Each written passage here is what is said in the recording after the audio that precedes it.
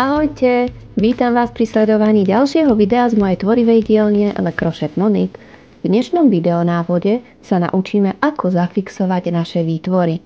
Ak nemáme dostatok času, alebo jednoducho chceme svoj výrobok čo najrýchlejšie ukázať svetu. Ide o suchú fixáciu. Budeme potrebovať nejakú mäkkú podložku, môže byť aj kartón, ale dostatočne veľký, aby sa nám tam výrobok celý zmestil.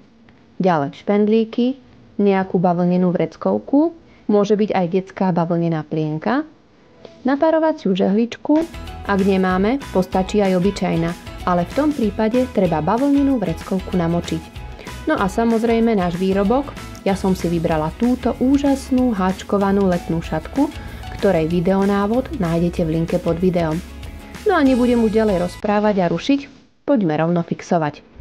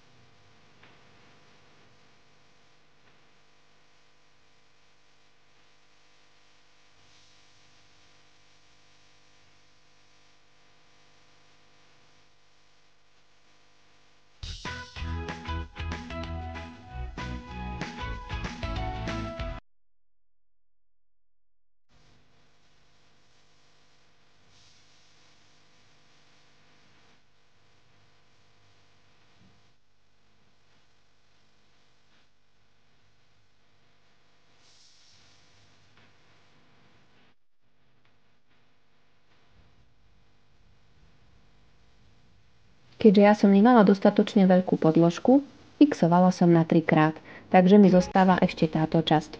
Keď budete mať šatku zafixovanú, môžete ju rovno začať používať. Týmto spôsobom môžete fixovať nielen šatky, ale aj háčkované dečky, ktoré nechcete škrobiť. Neodporúčam touto fixáciou fixovať šaty, trička, pulóvre. Úplet nie je potom pekný, je taký stlačený. Na šatkách to nevadí, nakoľko sa veľmi rýchlo dostane do formy. Dúfam, že sa vám video páčilo a ak áno, nezabudnite na páčik, vždy sa poteším.